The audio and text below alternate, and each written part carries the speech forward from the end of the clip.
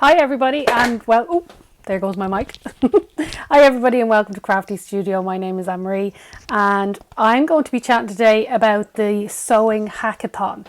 Now I'm trying to make myself do a lot of these challenges, and if I say right I'm going to do a video, then hopefully I'll actually do it. So the hacking one, really I have to do that because I don't think I've ever done a pattern without changing it.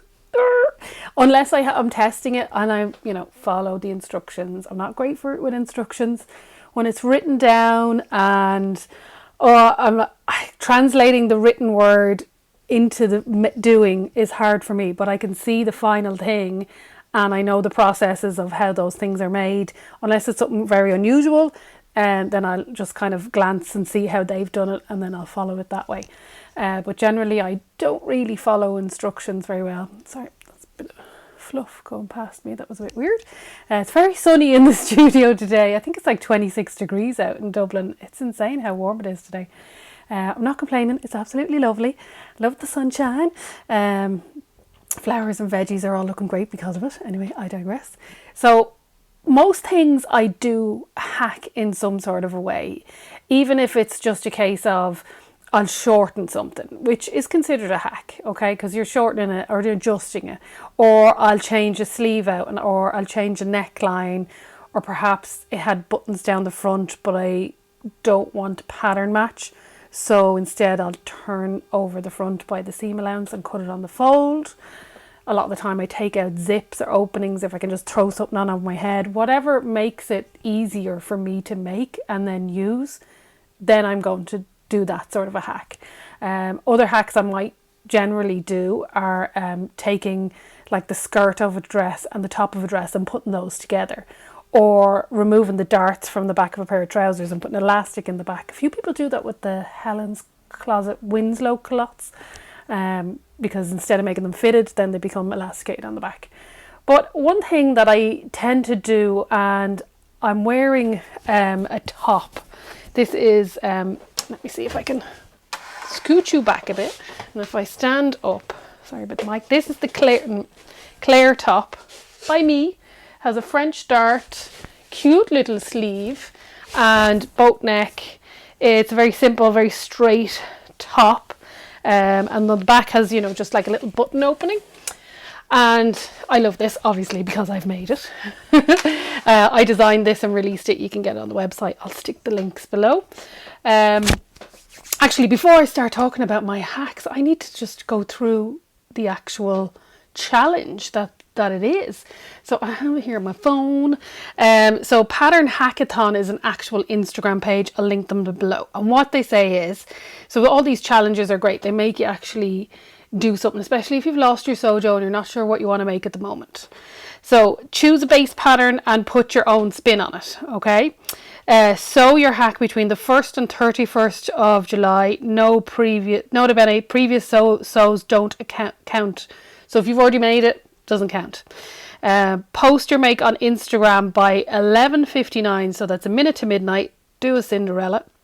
Your time zone on the 31st of July. So what date are we on here? What date is it today?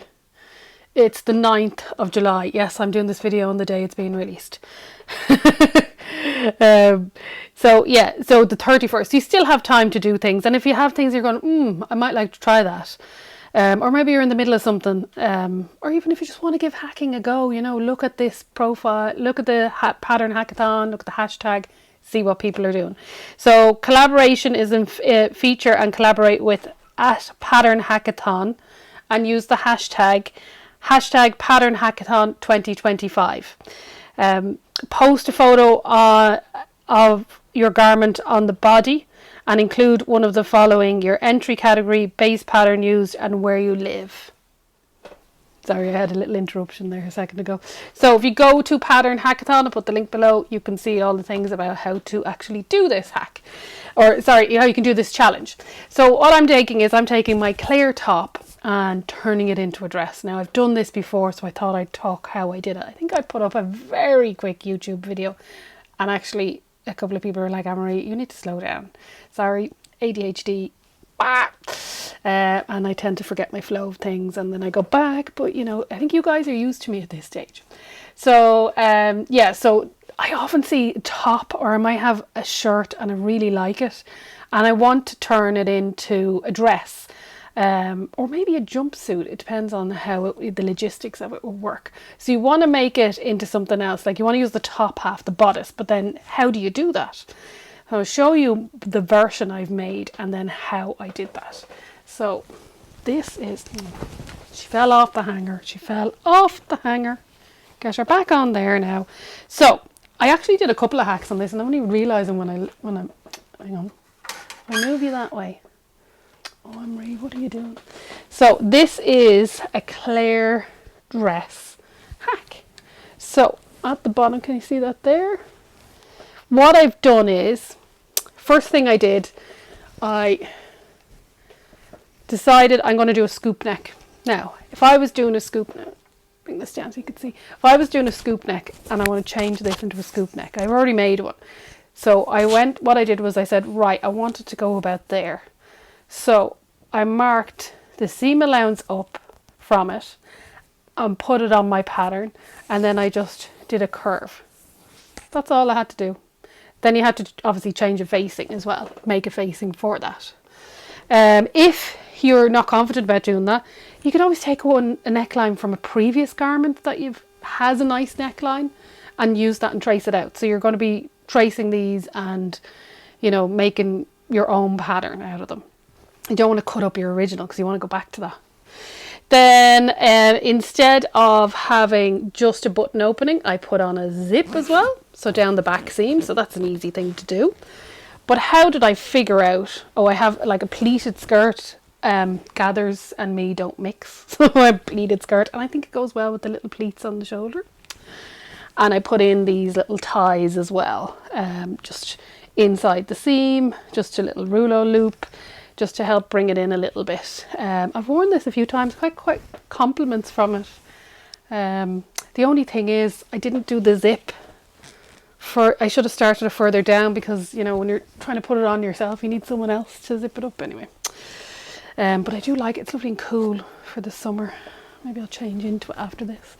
But how did I get that waistline? How did I figure it out? Because you have to consider your dart.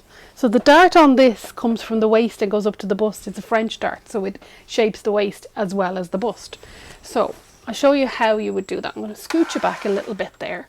Get yourself a bit of string, a bit of wool or something. I use elastic, because what you do is, this is Pico knicker elastic, left over from making knickers. So tie a little bit of elastic around your waist, okay, and give it a wiggle, okay. I'm a little teapot, and that way you know that's your waist. So this will wiggle to your natural waist. Your waist, my belly button's here. Your waist is always a good bit up, so it'll wiggle to your natural waist. And then what you do is you mark on your pattern where you want it to go. Now you might want to have a drop waist, but at least you have a marking point there. If I want the waist of this dress to be lower, but I think it's very flattering to have it on your natural waist. Or you could go a little bit higher and have it more empire line if you wanted. But if you have this mark, so what I would do then is get chalk and I'd mark it on the garment. Because remember, we've already made this. I'm hacking it. So I know I like this top and I'm hacking it. So, now I'll sit down so you can see me.